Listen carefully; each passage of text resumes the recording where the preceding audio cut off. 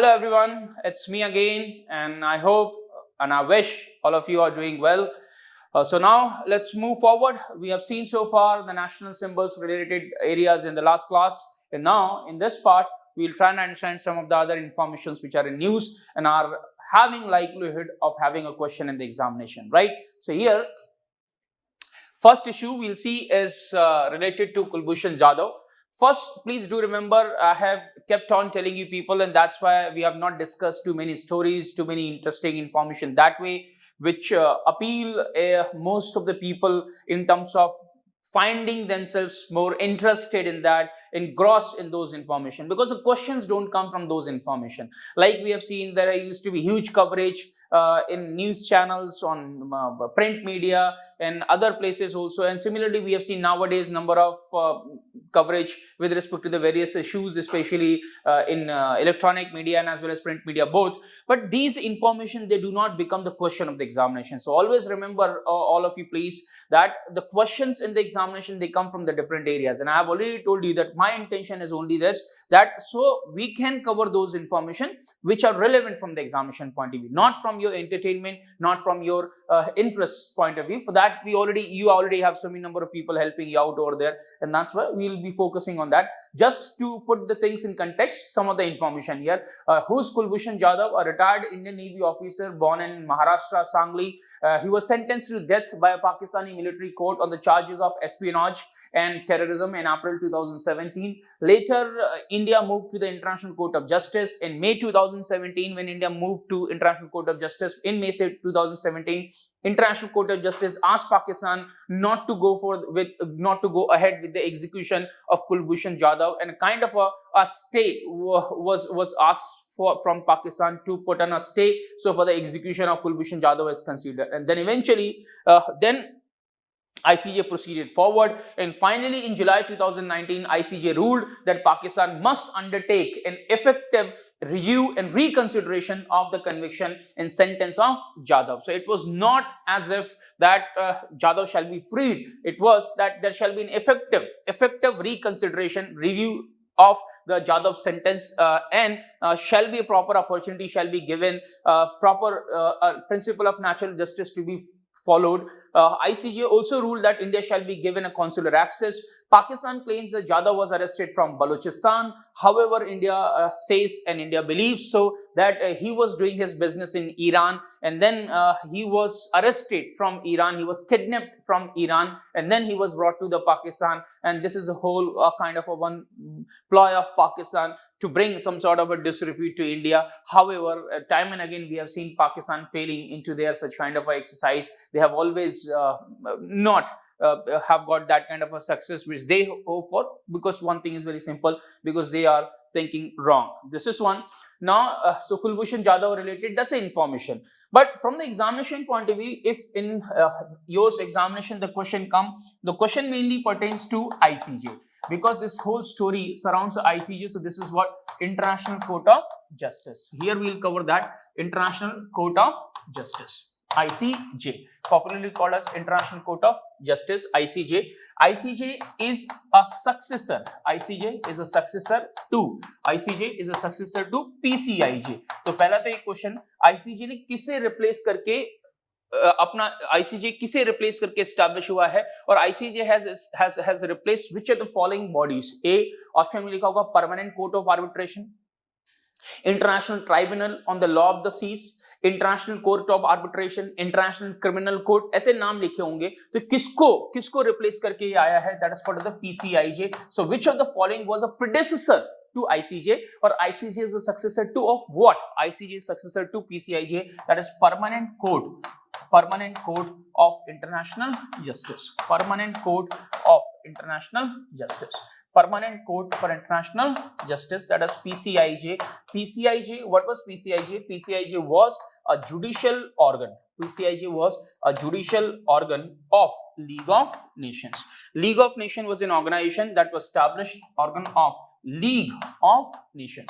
League of Nations was an international organization that was established after World War I was over in 1919 with effect from 2020 by the Treaty of Versailles after Paris Peace Conference. That was League of Nations. I may have already told you. So that's just 1-2 point. Remember, established 1919 League of Nations, that was established 1919 with effect from 2020. It was established by Treaty of Versailles. Treaty of Versailles, VERSAILLES, Treaty of Versailles, and plus also remember after Paris Peace Conference. So some of the points, Paris Peace Conference, after Paris Peace Conference. That's a one question. One. Number two is PCIJ, Permanent Court of International Justice की जगह आ गया है ICJ. So International Court of Justice is a principal judicial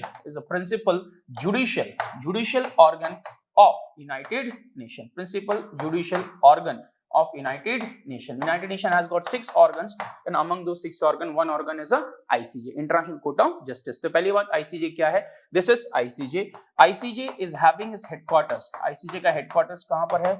Headquarters is in The Hague. The Hague is a place in Netherlands. ICJ having its headquarters in The Hague. It is a place in Netherlands. That's one. ICJ.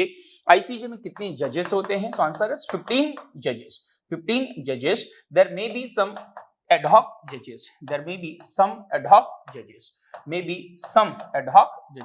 कुछ ad hoc judges भी हो सकते हैं. Ad hoc judges for particular case purpose. Case खत्म हुआ, उन जजेस का काम खत्म हुआ, तो वो जजेस नहीं है. इसलिए कभी कभी हम देखते हैं आईसीजे का जजमेंट 16 जजेस 17 जजेस ने सुना दिया.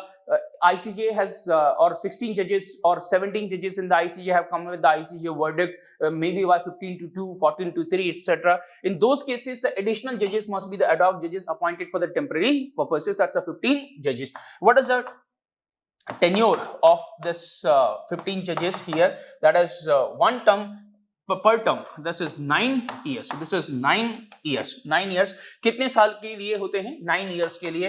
क्या री-इलेक्ट हो सकते हैं? Yes, eligible for re-election. Eligible for re-election. Re-election हो सकता है. Eligible for re-election. Eligible for re-election. 2 more terms. 2 more terms. 2 more terms. They can be re-elected for 2 more terms of 9 years each. 9 years each. 2 more terms of 9 years. Each eligible for re-election. साथ ही साथ elected by, कौन elect करता है? Elected by United Nations General Assembly. Elected by United Nations General Assembly. United Nations General Assembly and United Nations Security Council. United Nations Security Council. United Nations General Assembly and United Nations Security Council. ये elect करते हैं parallelly. United Nations General Assembly, United Nations Security Council by absolute majority से elect करते हैं by absolute majority. Absolute majority means more than half of total strength. By absolute majority, elected by absolute majority. General Assembly and Security Council आपने पहले पढ़ा हुआ है. Eligible for re-election है. 15 जजेस होते हैं. टेन्योर कितना है? 9 years का है. 1/3 जो जज होते हैं वो हर 3 साल में रिटायर होते हैं. So 1/3 of the judges. 1/3 of the judges shall retire. 1/3 of the judges shall retire every 3 years. हर 3 साल में 1/3 जज रिटायर होते हैं, फिर उनकी जगह नए जज आते हैं. तो एक बार में 5 जज रिटायर होते हैं, फिर उनको 5 को रिप्लेस करके नए 5 जजेस आते हैं. That is one ICJ. So we have seen ICJ 15 जजेस. एक तो ये क्वेश्चन है. दूसरा क्वेश्चन ICJ को लेकर के है इंडियन जजेस इन ICJ. इंडियन जजेस कौन कौन से हैं ICJ में? इंडियन जजेस इन ICJ. इंडियन जजेस इन ICJ till date 4 people have served as a judge in ICJ from India. Indian judges in ICJ. Number 1 थे सबसे पहले. So far till date 4 served. Till date 4 served. 4 Indians have served as a judge in ICJ. First to become a judge in ICJ was B.N. Rao. B.N. Rao, the first Indian to become the judge in International Court of Justice. B.N. Rao also was legal advisor to Constituent Assembly of India. Adviser to constituent assembly of India. Constituent assembly जिसने संविधान बनाया, question आता है उनके legal adviser कौन थे? Option में B are Ambedkar लिखा होगा, B N Rao, answer is B N Rao, number 1।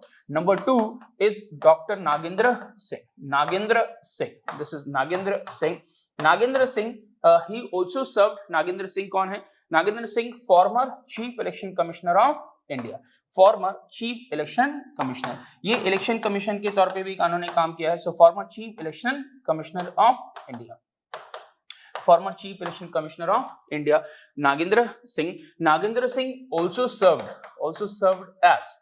served as president and vice president of ICJ, president and vice president of ICJ।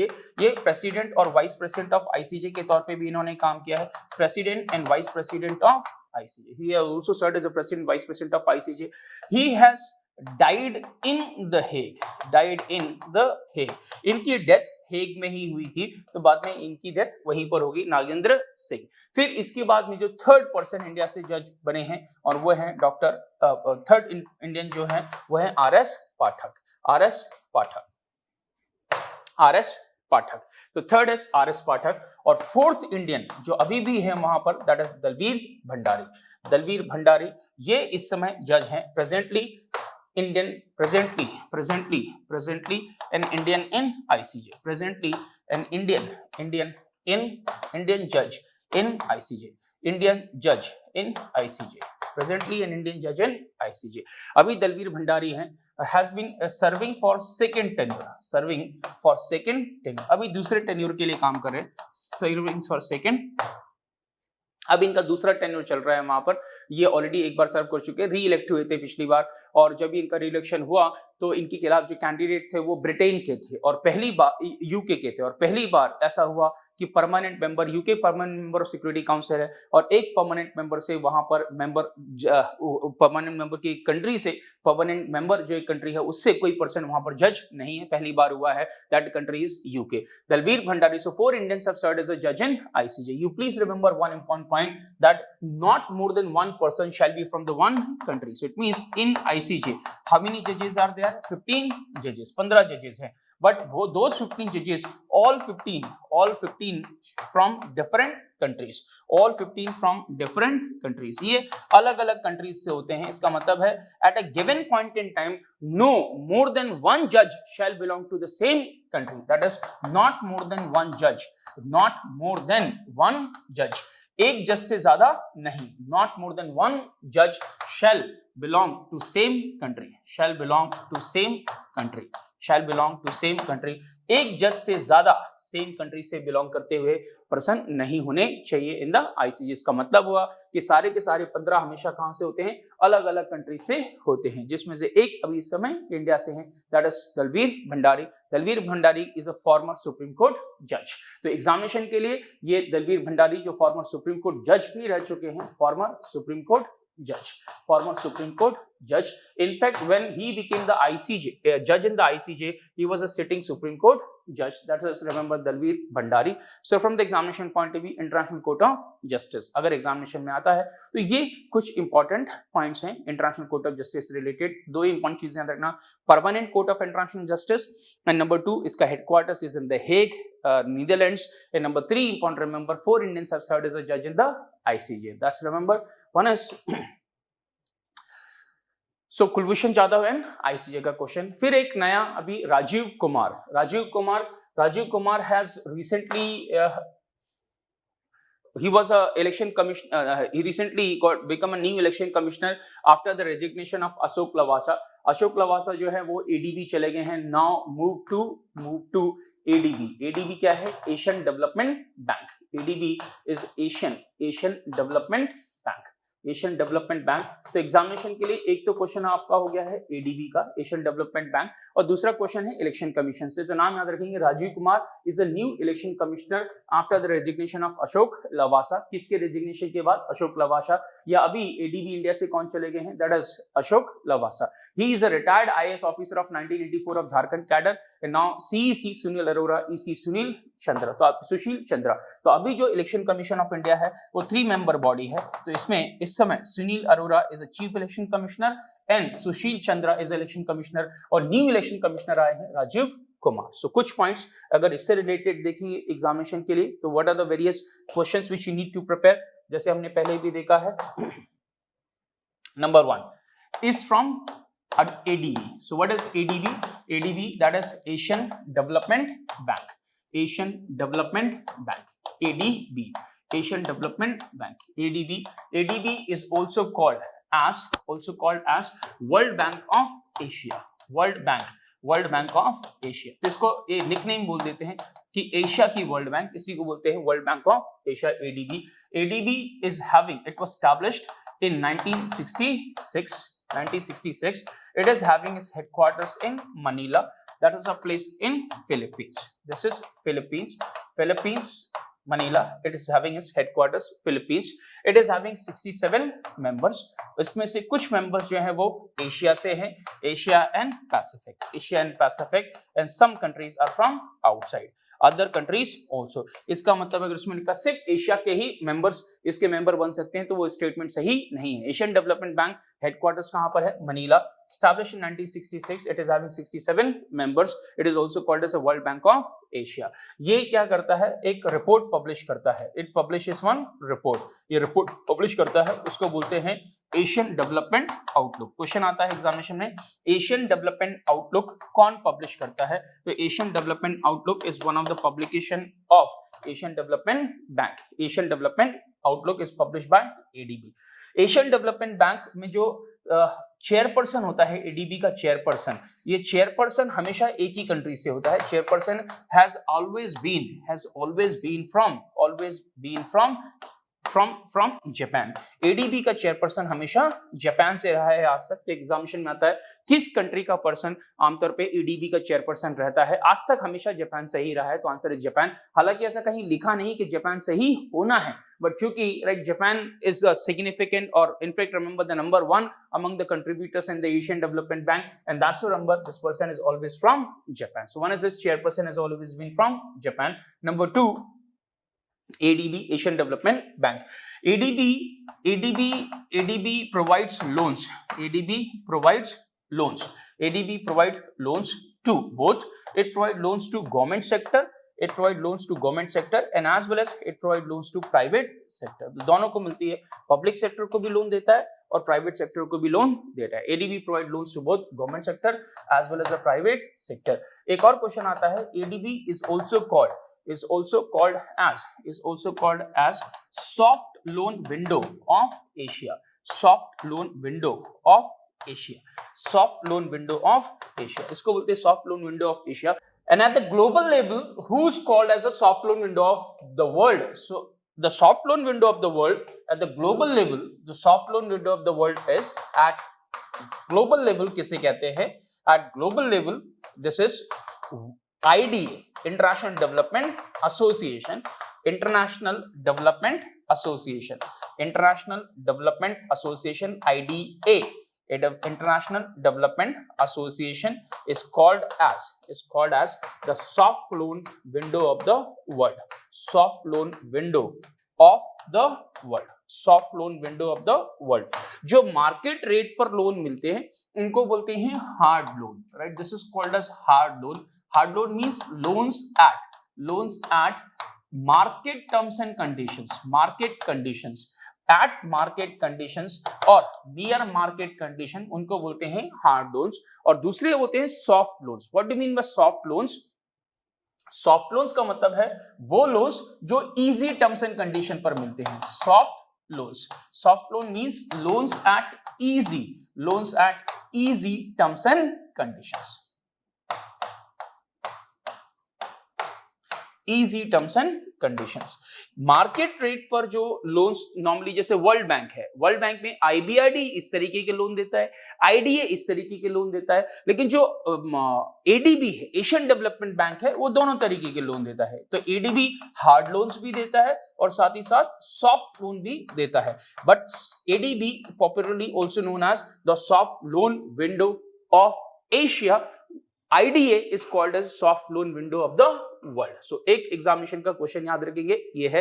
This is इसके अलावा अभी एडीबी के चेयरपर्सन कौन है? एडीबी चेयरपर्सन, वैसे तो अभी मैंने थोड़ी देर पहले आपको बता दिया है, chairperson is always from Japan. अभी इस समय है that is M Asakawa. M Asakawa is a chairperson of ADB. कहां से है जानने की जरूरत नहीं, आपको पता है, इज ऑलवेज फ्रॉम जापान से है, that is ADB chairperson is M Asakawa from Japan क्योंकि नंबर 1 जो कंट्रीब्यूटर्स हैं, ओनर्स, शेयर होल्डर्स हैं, उसमें से नंबर 1 जापान है। वैसे तो नंबर 1 का मतलब याद रखना, नंबर 1 जो फर्स्ट, जब ओनर्स की बात करते हैं, शेयर होल्डर्स इन ओनर्स और शेयर होल्डर्स इन एडीबी की बात करें, शेयर होल्डर्स इन एडीबी की बात करें, या इन्वेस्टमेंट इन एडीबी की बात करें, अगर investment in ADB, if you talk about the investment in Asian development bank, तो जो नंबर 1 पर इन्वेस्टमेंट है वो किसका है? That is Japan and as well as US. Japan and US, but principally Asian development Bank है, इसलिए number 1 that is what? Japan और US more than 15%, almost same ही है। नंबर 2 देखें तो आगे इसमें फिर चाइना है, और फिर नंबर 3 हम इसको नंबर 3 लिख सकते हैं क्योंकि 2 1 2 वहां हो गया।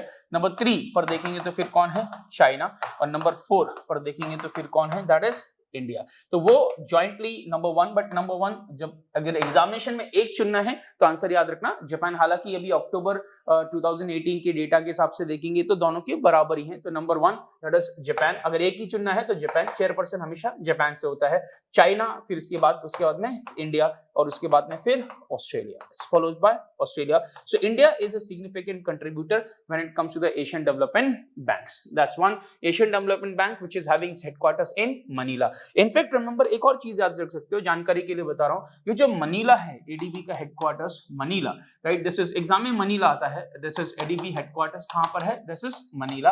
हालांकि जो जगह नॉर्मली हम लिखते हैं that is called the metro Manila, this is metro Manila. और मेट्रो मनीला एक्चुअली कहां पर है? This metro Manila is principally kind of a NCR। ये NCR है। What is NCR? National Capital Region। आपने सुना है कहीं पर एक और NCR, कहाँ है NCR? National capital region. जैसे इंडिया में है नेशनल कैपिटल रीजन, वैसे ही फिलीपींस में भी नेशनल कैपिटल रीजन है। So that's remember NCR। तो कभी क्वेश्चन ऐसा आ गया तो you just remember we are talking about the ADB की कैपिटल that is मनीला, और that's again remember उनका कैपिटल रीजन होता है national capital region, that is उसका एक पार्ट मेट्रो मनीला या उसका एक पार्ट है Manila city. So that's remember is a headquarters over here। That's one remember from the examination point of view. Asian development bank का question अगर आता है तो एशियन डेवलपमेंट बैंक, फिर से याद रखना, ये प्राइवेट सेक्टर को भी लोन देता है, पब्लिक सेक्टर को भी लोन देता है, means government as well as non government sector. क्योंकि जो अशोक लवासा गए हैं वो प्राइवेट सेक्टर और पब्लिक प्राइवेट पार्टनरशिप का जो एरिया है उसकी जिम्मेदारी उनको मिली है। तो अगर हम अशोक लवासा की बात करें तो Ashok Lavasa has been appointed as vice president of Asian Development Bank, appointed as vice president of Asian Development Bank। इन्होंने vice president of Asian development bank के तौर पे ज्वाइन किया है। इन्होंने किसको रिप्लेस किया है? ही सक्सीडेड दिवाकर गुप्ता। इंडिया से दिवाकर गुप्ता थे इससे पहले, इन्होंने दिवाकर गुप्ता को की जगह ली है, दिवाकर गुप्ता। और इनको जो मेन जिम्मेदारी मिली है विद रिस्पेक्ट टू क्या है इनका एरिया जो वहां पे मिला है, वो है प्राइवेट सेक्टर से related, that is private sector और public private partnership areas, public-private partnership। So he is looking into public-private partnership. This area he is in charge of।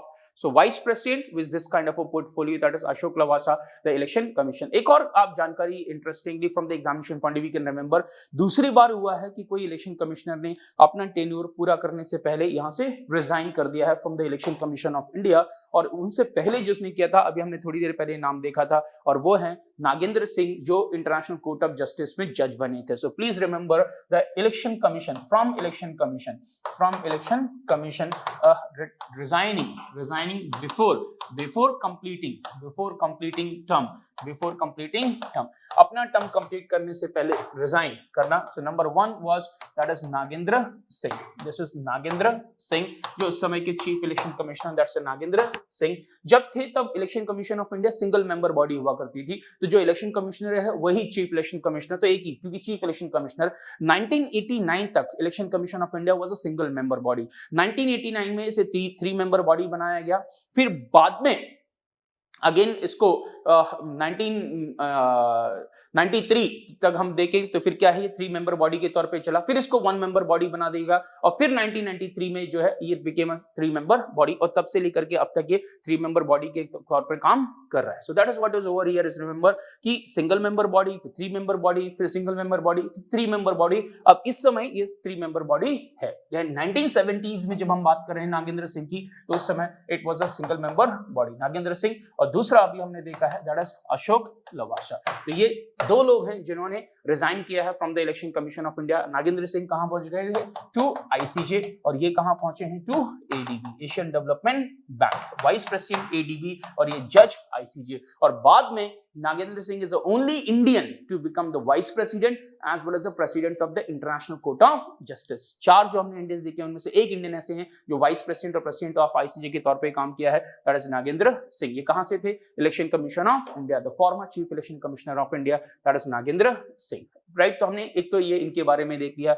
Next जो रिलेटेड उससे था अशोक लवासा, सो इलेक्शन कमीशन। तो एक question कहां से हो गया है, इलेक्शन कमीशन से। राजीव कुमार नए इलेक्शन कमिश्नर, तो आई ऑलरेडी टोल्ड यू कि यहाँ पर इलेक्शन कमीशन ओरिजिनली कैसी बॉडी थी, ओरिजिनली 1 मेंबर बॉडी, ये 1 मेंबर बॉडी थी ओरिजिनली, 1 मेंबर बॉडी। फिर 1 से ये 3 हो गई, फिर 3 से 1 हो गई, फिर 1 से 3 हो गई, और अभी क्या है, सिंस 1993 ये 3 मेंबर बॉडी चल रही है। अब उस समय से फिर ये 3 मेंबर बॉडी के तौर पे काम कर रहा है। Now election commission of India, so 1 point from the examination point of view, ECI, election commission of India, short में लिख रहा हूं, election commission of India, it was established on 25th of January 1950, 25 January 1950, 25th of January 1950, इसी को celebrate करते हैं national voters day, national voters day. क्यों national voters day, because on this day the election commission of India was established in 1950। So पहला एक question ये, election commission of India was established 1950, 25th of January। Election commission of India कैसी body है, it is a constitutional body, it is a constitutional body, एक constitutional body है, constitutional body which is established as per article 324, as per article 324 of the constitution. तो article याद रखना है, इस examination में बहुत आता है ये वाला question, article 324 of the constitution of India. Please remember article 324 किसकी बात करता है, it talks about the election commission of India, election commission of India, election commission of India, article 324, election commission of India, article 324, article 325 किसकी बात करता है, ये कहता है universal electoral roll, universal electoral roll, ये इसकी बात करता है, यूनिवर्सल इलेक्टोरल रोल। इसका मतलब है no discrimination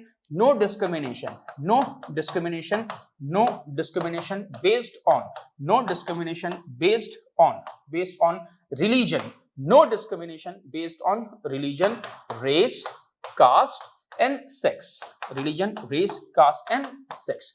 examination point of view से आर्टिकल 325 ऑफ द कॉन्स्टिट्यूशन कहता है कि जब भी किसी को इलेक्टोरल रोल में नाम लिखवाया जा रहा है तो सिर्फ रिलीजन, रेस, कास्ट या सेक्स या इनमें से किसी एक वजह से उसका नाम हटाया या उसका नाम जोड़ा जाए, ऐसा नहीं। So there shall not be any discrimination with respect to providing any particular qualification, any particular disqualification, any advantage, any disadvantage, only on the basis of religion, race, caste, sex, or only on the basis of these particular grounds। so ये लिखा है 325। और 326 क्या कहता है, article 326 पहला तो examination point of view से कॉन्स्टिट्यूशन ऑफ इंडिया में राइट टू वोट कहां लिखा है, तो राइट टू वोट यहां लिखा है, राइट टू वोट का आर्टिकल है आर्टिकल 326। आर्टिकल 326 कहता है election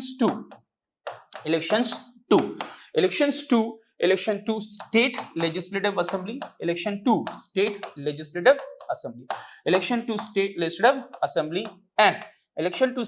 assembly and Lok Sabha, state legislative assembly and to house of people, house of people, in short Lok Sabha या Hindi Lok Sabha. So House of People, Lok Sabha. Election to State Legislative Assembly or House of People shall be on the basis of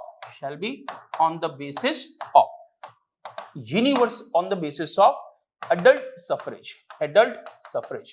What is adult suffrage here? Adult suffrage का मतलब है 18 years और more. यहाँ पर adult means 18 years और more. जिसकी as 18 years से ज्यादा है उसको वोटिंग का अधिकार होना चाहिए. ऐसी व्यवस्था के बेसिस पर इलेक्शन होगा for the state legislative assembly as well as for the house of people. So the Lok Sabha and the state legislative assembly election shall be conducted on the basis of the adult suffrage, article 325, 18 years. The question comes पहले earlier it was 21 years. 21 years, but this 21 years reduced to 18 years. It was reduced to 18 years. 18 years by, ये नाम याद रखेंगे, by 61st Constitution Amendment Act. By 61st Constitution Amendment Act. कुछ Constitution Amendments जो बहुत popular हैं वो examination में क्वेश्चन आते हैं. Constitution Amendment Act 1989. 61st Constitution Amendment Act 1989 reduced the age limit from minimum age requirement from 21 years to 18 years. 18 years कब calculate कर रहे हैं? On January 1 of the year of electoral roll preparation. Of the year of electoral roll preparation. Of the year of electoral roll preparation. Of the year of the electoral roll preparation, that is 18 years. So that's one, remember, is Article 326. उसको बोलते हैं right to vote. That is right to vote. So one, please remember Article 324, Article 325, and Article 326. Three important articles of the Constitution of India. Election Commission of India is consisting of CEC plus 2 EC, Chief Election Commissioner, and plus 2 Election Commissioner. इनका as या term duration कितना है? So that's remember tenure क्या है यहाँ पर? That is 6 years और up to 65 years. 65 साल की एज तक टोटल 6 साल का टेन्योर, whichever is earlier. इन दोनों में से जो भी पहले आ जाएगा. तो हमने शॉर्ट में लिख दिया 6 year और 65 years. That is remember. और ये रिजाइन कर सकते हैं. अभी हमने देखा है रिजाइन, तो रिजाइन किसको एड्रेस करते हैं? Resign to president. ये किसको अपना रेजिग्नेशन देते हैं? They send the resignation to president. जैसे अशोक लवासा ने रिजाइन किया है तो उन्होंने अपना रेजिग्नेशन किसको दिया है? तो स्टेटमेंट लिखा हो सकता है that basically they are giving the resignation to the president. So please remember they resign to president. Option में लिखा हो सकता है prime minister etcetera. So remember they resign to president. ये हो गया हमारे एग्जामिनेशन के कुछ क्वेश्चन. टेन्योर 6 year और 65 year. The first chief election commissioner of India, first CEC that is Sukumar Sen. अभी न्यूज में थे, इनके नाम पर पहला Sukumar Sen memorial lecture start किया है, तो वो Sukumar Sen. So he was very popular especially for conducting the first election for the independent India when he was in charge of the Election Commission of India, Sukumar Sen. And first woman election commissioner, first woman CEC कौन? VS Rama Devi. First and only woman to become the chief election commissioner of India is first woman and only woman CEC chief election commissioner is VS Rama Devi. नाम याद रखेंगे. The chief election commissioner who served as a judge in the ICJ, हमें नाम याद है Nagendra Singh. 2 election commissioners or chief election commissioner and election commissioner who resigned from the post before completing their term. We have seen one was Nagendra Singh and second we have seen recently that is Ashok Lavasa जिन्होंने resign किया है वहां से. So that's remember some of the important point with respect to the this Rajiv Kumar related information which we have seen. फिर से याद रखेंगे Rajeev Kumar new election commissioner after the resignation of Ashok Lavasa. Ashok Lavasa कहाँ चले गए हैं? ADV वाइस प्रेसिडेंट बन गए हैं यहाँ पर, looking after the private sector in public private partnership. And Rajeev Kumar is retired IAS officer of 1984 Jharkhand cadre. अभी इलेक्शन कमीशन ऑफ इंडिया में Sunil Arora is a chief election commissioner, Sushil Chandra is election commissioner और नए election commissioner है Rajeev Kumar. So that is one. एक नई news, एक और current affairs का एक और पॉइंट है. National people's national people's party ये नई नेशनल पार्टी है, it's a new national party. India में पहले ऑलरेडी 7 नेशनल पार्टीज थी, अब 8 नेशनल पार्टी हो गई हैं। 8वीं national party, the 8th national party is national people's party. So national people's party has been recognized as a state party in the state of Manipur, Meghalaya and Nagaland. और उसका symbol क्या है? Book. Book is a symbol of this national people's party. और जब इस party को state party का दर्जा मिला अरुणाचल प्रदेश में, तो उसके बाद में फिर ये एक नेशनल पार्टी हो गई है as per the election symbol reservation and allotment order 1968। ऐसा भी लिखा हो सकता है। नेशनल पार्टी का जो स्टेटस कन्फर होता है वो as per what? So that is given as per the election symbol reservation allotment order 1968. How many national parties we have in India? 8 national parties we have in India. Earlier 7 new national party. The first from the northeastern state to become the national party of India is the National People's Party of India. After being recognized in which state it became the National Party of India. So 4 state की अगर कोई party 4 state में state party है तो national party. इसके अलावा और भी कंडीशन से भी हम देख रहे हैं, बट वो एक condition. So that's remember is national people's party. तो स्टेट पार्टी नेशनल पार्टी किससे होती है? तो क्वेश्चन कि which of the following condition is required for a party to become a state party और नेशनल पार्टी? क्या है इसमें? 6% of votes in the state legislative assembly general election और प्लस 2 एमएलए। स्टेट पार्टी के लिए इनमें से कोई भी कंडीशन हो सकती है। एक है 6% of votes in state legislative assembly general election plus 2 MLA, और 6% of votes in Lok Sabha election plus 1 Lok Sabha member. या तो विधानसभा के चुनाव में कम से कम 6% वोट मिले हैं और कम से कम 2 सीटें जीत के आए हैं, लोकसभा के चुनाव में कम से कम 6% वोट मिले हैं एंड 1 सीट जीत करके आए हैं, या फिर ये भी नहीं तो जो विधानसभा के चुनाव है उसमें जितनी सीटें थी उसमें से कम 3% सीट या फिर मिनिमम 3 सीट्स जीती हैं, तो वो, या फिर राइट जितनी भी लोकसभा की सीट है, हर 25 लोकसभा सीट पे 1 लोकसभा की सीट जीते हैं उस स्टेट से। एग्जांपल के लिए अगर वहां पर सिर्फ मान लीजिए कि 26 सीट है तो 26 सीट के अंदर 25 पे 1 और बाकी जो बचा है उस पर 1, अगर फ्रैक्शन है तो उस पर 1, तो 1 फॉर एवरी 25 लोकसभा सीट्स और फ्रैक्शन ऑफ इट, या फिर टोटल जितने वोट पड़े थे उस लोकसभा या विधानसभा के इलेक्शन में उसका 8% वोट मिला है Lok Sabha Vidhan Sabha election, then it will be right that party will be the state party. So what we have seen 5 important criteria. 1, in the Lok Sabha elections they have got minimum 6% of the total valid votes and plus 1 Lok Sabha seat they have won, or in state legislative assembly election minimum 6% votes and plus minimum 2 seats, or in the state legislative assembly election minimum 3% of the total seats, or 3, whichever is more. So if the 3 is more then the 3, or the 3% is more then the 3% of the total seats they have won, or in case of Lok Sabha election minimum 1 for every 25 seats or a fraction thereof. Example, if there is 48 seats like Maharashtra, so this is the 2 seats they should win. Example, UP 80 seats are there in the Lok Sabha, so in this 80 seats 25 25 25 75 3 and 5, that is fraction for that one, so that means 4 seats. If they win the 4 seats it means that is a state party in there, for an example. So 1 for every 25 or fraction and plus. Otherwise agar ye bhi nahi hai to one more condition can be there. Out of the total votes polled there without winning a seat, if they get the 8% of the vote in the Lok Sabha election or 8% vote in the Vidhan Sabha or state legislative assembly election, they can be considered, they will be given a status of the state party.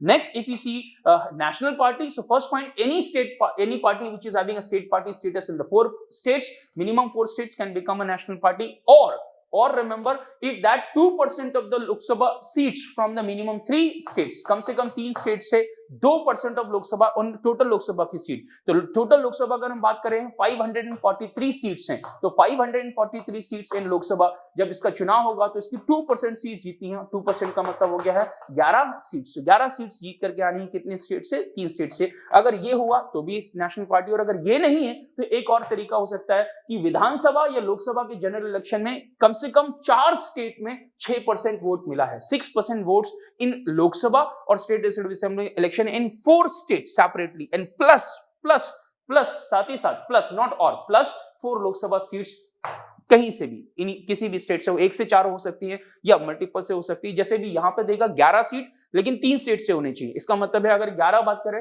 तो कम से कम ऐसा हो सकता है कि 8 है, 2 है, 1 है या 9 1 1 है, यह हो सकता है। सो मिनिमम 3 हर जगह से आना चाहिए, मिनिमम 3 स्टेट से 11 होनी चाहिए। फिर से शॉर्ट में 6% of votes in Lok Sabha or Assembly election from minimum 4 states plus minimum 4 Lok Sabha seats, or minimum 11 Lok Sabha seats from minimum 3 states, or having a state party status from the 4 states. In that case, that will be a national party. So how many national parties we have out in India? 8. What are those national parties? One is All India Trinamool Congress, having a symbol of the flower and grass. Bahujan Samaj Party, having a symbol of elephant, but they don't have a symbol of elephant in Assam. Example that is available to AGP, Assam Gan Parishad. Assam Gan Parishad. Please do remember Assam Gana Parishad.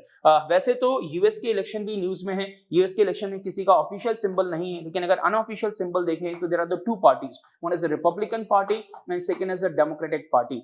In case of the Democratic Party, what is the symbol of the Democratic Party? That is called as a ass, like jackass, that is the symbol of the Democratic Party. In Republican Party that is the elephant, elephant is the symbol of the Republican Party. So Republican Party question ऐसा लिखा हो सकता है, the symbol of the unofficial symbol, US में official symbol नहीं है, unofficial symbol if we say Republican Party, the symbol belongs to which of the following party in India also? Option में भी असम गण परिषद हो सकता है, या ऑप्शन में भी देयर में भी द बहुजन समाज पार्टी। सो या क्वेश्चन ऐसे भी आ सकता है, Bahujan Samaj party is having the elephant as the election symbol in not which of the following state, in which of the following state it doesn't have a elephant as a symbol?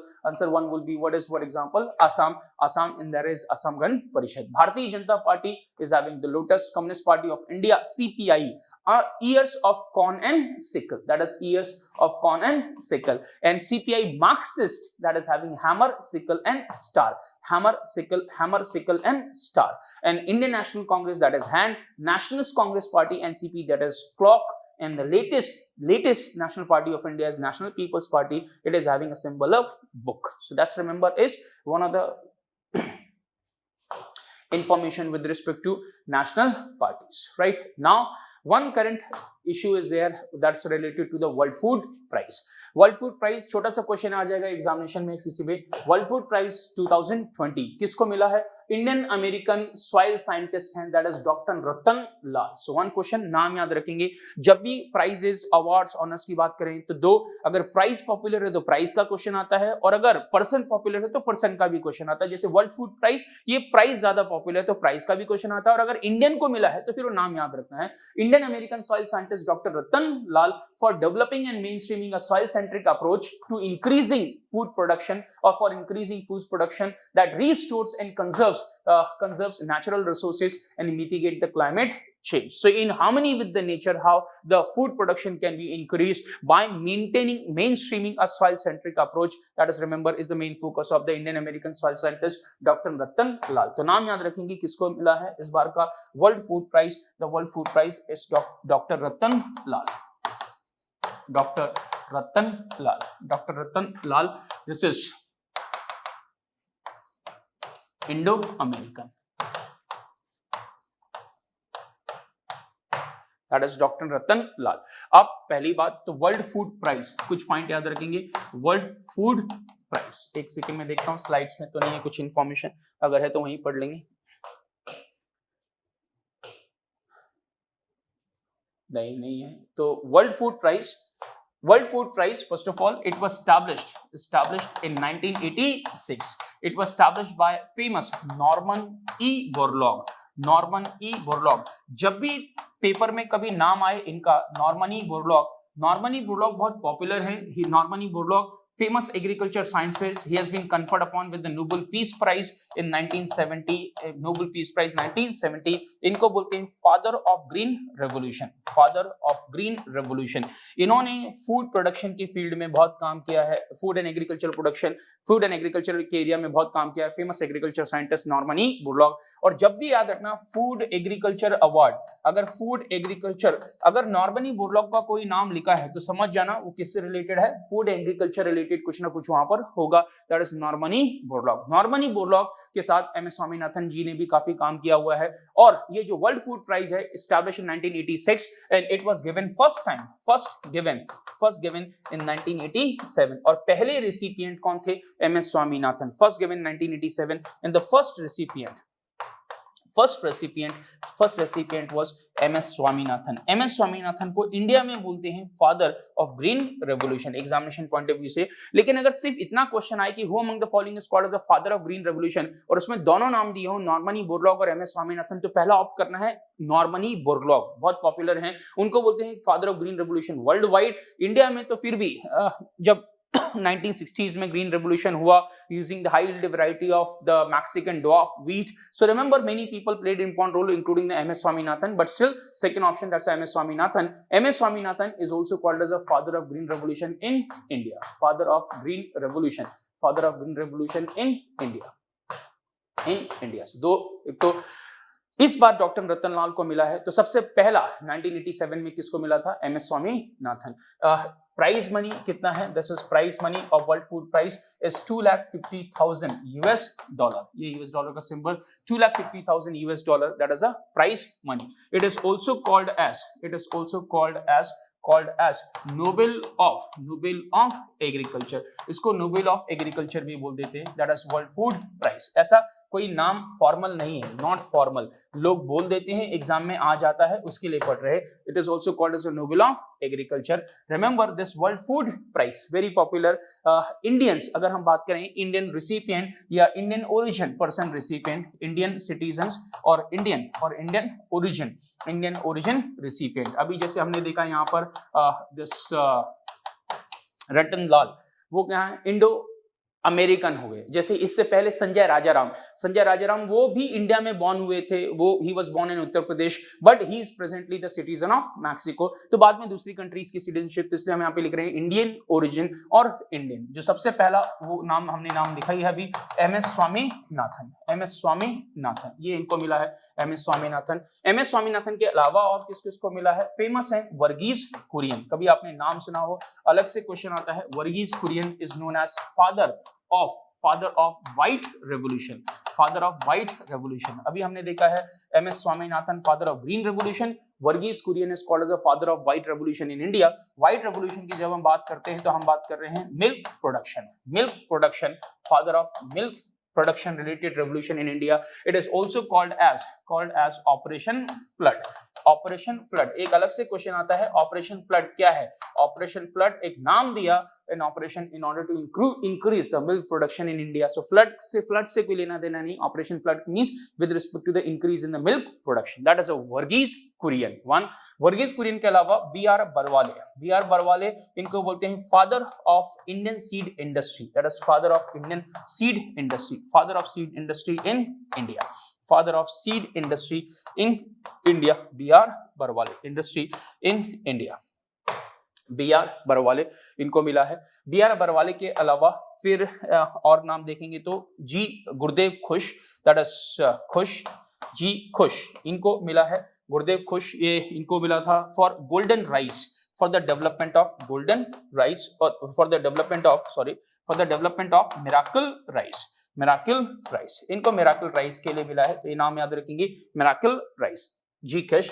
इसके अलावा मिला है SK वसल,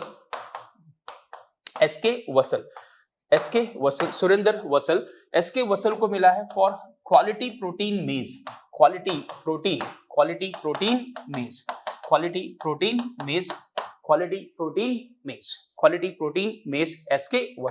SK Vasal के अलावा MV Gupta, इनको मिला है for low cost fresh water fish farming, या जिसे हम शॉर्ट में बोलते हैं aquaculture. Low cost fresh water aquaculture. Low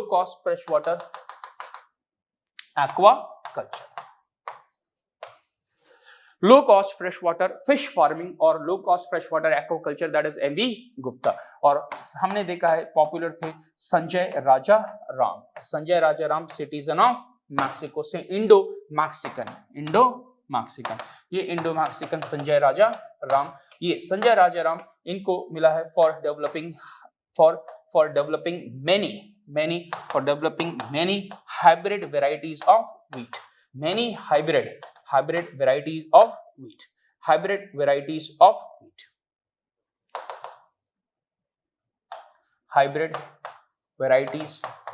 of wheat. For developing many hybrid varieties of wheat. Sanjay Rajaram. और अभी आपने नाम देखा है, दैट इज डॉक्टर रतन लाल। तो ये वो लोग हैं, इंडियंस हैं जिनको मिला है। तो एग्जामिनेशन में आ जाएगा इनमें से कौन ऐसा है जिन्हें वर्ल्ड फूड प्राइज नहीं मिला है। तो नाम याद रखेंगे, doctor Ratan Lal, Indo American Sanjay Rajaram, Indo Mexican MB Gupta, right, just for low cost fresh water fish farming और low cost aquaculture. This is SK Vasal quality protein maize, G Khush for miracle rice, B R Barwale father of seed industry in India, then is Badri Narayan Barwale, that is father of seed industry in India. Mahyco famous company establish की है। BT cotton आपने नाम सुना होगा, India में जो marketing होती है बीटी कॉटन की वो माइको करती है, और Mahyco, right, just remember important, B R Barwale establish किया इन्होंने। Verghese Kurien famous father of white revolution, and M S Swaminathan father of green revolution in India. और पहला, सबसे पहला world food prize it was given to M S Swaminathan. तो एक तो question examination से अगर इससे रिलेटेड जुड़ते हैं तो वो क्वेश्चन होंगे। इसके अलावा ये जो वर्ल्ड फूड प्राइज है, ये वर्ल्ड फूड प्राइज मिलता है, World food prize it is handed over around 16th of October। ये given around 16th of October, इस 16 अक्टूबर के आसपास दिया जाता है। क्या है खास बात 16 अक्टूबर की? 16th of October is observed as World food Day, is observed as World food day.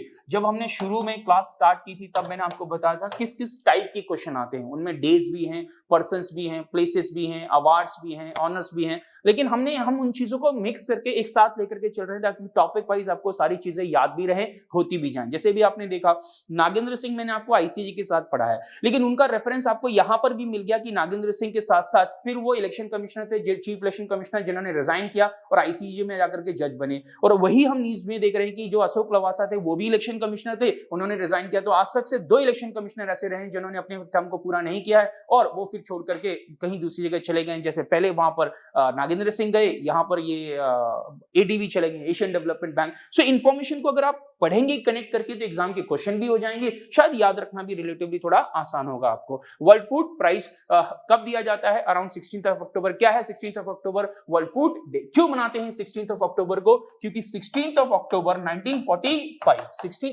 1945 was the day on which World Food Organization, that's called as the Food and Agriculture Organization, was established. Food and Agricultural Organization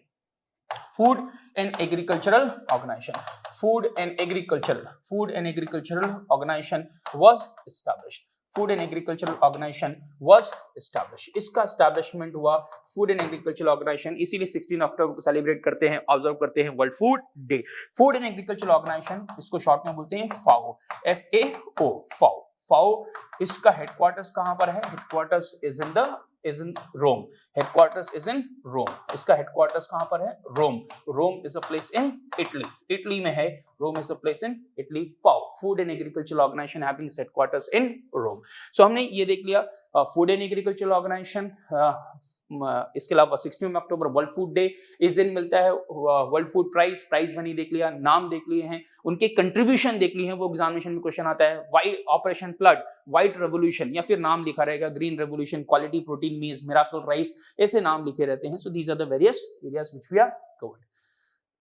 फिर आगे बढ़ते हैं तो फिर Nobel prize अलग से करा दूंगा, पर तब तक याद रखेंगे एक तरीके से नोबेल एग्रीकल्चर का नोबेल किसको बोलते हैं? That is called as the world food Prize. उसी तरीके से आर्किटेक्चर का नोबेल प्राइज किसको बोलते हैं? That is called the Pritzker prize. Pritzker prize को बोलते हैं नोबेल ऑफ आर्किटेक्चर। 2020 में it has been given to the Yvonne Farrell and as well as the Shelley McNamara of Ireland. So this is, remember, Yone Farrell and as well as Shelley McNamara of Ireland 2020। नाम उतना important नहीं examination के लिए, ज्यादा important है Pritzker prize. Which of the following prize is known as the Nobel of architecture. खास बात 2018 में बालकृष्ण विठल दास दोषी became the first Indian architect to receive the Pritzker Architecture Prize। पहली बार किसी इंडियन आर्किटेक्ट को मिला है this architecture's Nobel, also called as a Pritzker Prize। That's one, remember, from the examination point of view। Next is Fields Medal।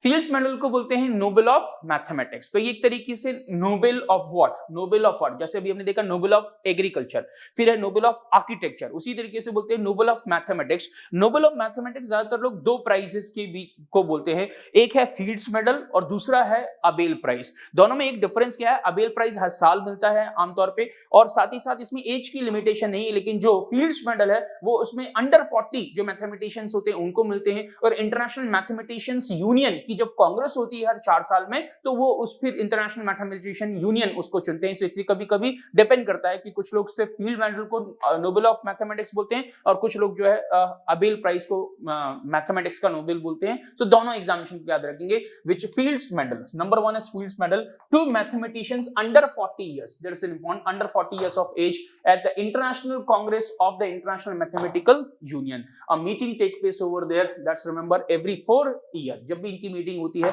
every 4 year। 2018 में अक्षय वेंकटेश इनको मिला था एक 2018। Akshay Venkatesh Indian born Australian citizen है, तो ये इंडो ऑस्ट्रेलियन है। Akshay Venkatesh India born Australian citizen. और एक नाम याद रखेंगे, मरियम मिर्जा खानी, बहुत पॉपुलर है। This is she has died due to breast cancer, इनकी डेथ हो गई है। अंडर 40 ये एक फेमस मैथमेटिशियन जिनको ये फील्ड्स मेडल मिला था, ईरान की पहली मैथमेटिशियन, पहली महिला मैथमेटिशियन जिनको ये मिला था। The first Iranian, the first and only woman to win the Fields Medal, right? First and only woman to win the Fields Medal और पहली Iranian, also first Iranian to get this, Maryam Mirza खानी। तो नाम याद रखेंगे। इनकी डेथ हो गई है अभी because 2017 में because of the breast cancer, that's Maryam Mirza खानी। So one remember इनको famous 2014 में Fields Medal she was conferred upon with the Fields Medals, that's remember। एक तो Fields Medal याद रखेंगे और दूसरा मैंने आपको बताया also called as a Abel Prize, ABEL, आगे कहीं नोट्स में होगा तो उसको भी कवर कर लेंगे। Abel Prize is also called as a medal Nobel of mathematics. तो नोबेल ऑफ मैथमेटिक्स ये भी है और नोबेल ऑफ मैथमेटिक्स इसको भी बोलते हैं फील्ड्स मेडल।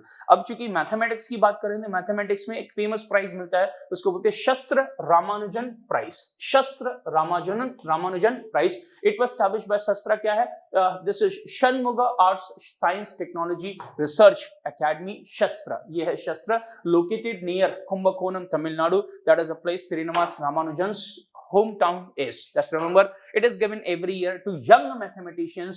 लेकिन इसकी खास बात क्या है याद रखेंगे, young mathematician judged to have done outstanding work in the Ramanujan's field। तो एक तो रामानुजन की फील्ड में, दूसरी बात है उस एज पर जिस एज पर रामानुजन जी की डेथ हुई थी वो इसकी एज लिमिट है। So what is the age limit here, age limit is 32 years, the age which at which the Ramanujan died। please do remember अभी हमने देखा है fields medal under 40, SASTRA Ramanujan prize under 32। Ramanujan ji right birth anniversary that's 22nd of December is observed as national mathematics day. 22 दिसंबर को observe करते हैं national mathematics day 22nd of December, that's remember SASTRA Ramanujan prize. उसी तरीके से पॉपुलर सलीम प्राइज एग्जामिनेशन के लिए mathematician. ये क्वेश्चन जब भी आएगा आमतौर पर आता है सलीम प्राइज किस फील्ड में दिया जाता है, agriculture, mathematics etcetera. Answer is what, mathematics. Environment conservation, wildlife conservation, that is remember is one of the areas. Pritzker prize, अच्छा ये रिपीट हो गया है, अभी मैंने ऑलरेडी आपको बता दिया है, दैट्स रिमेंबर। फिर हम आगे देखते हैं, that is Rafale jet etcetera.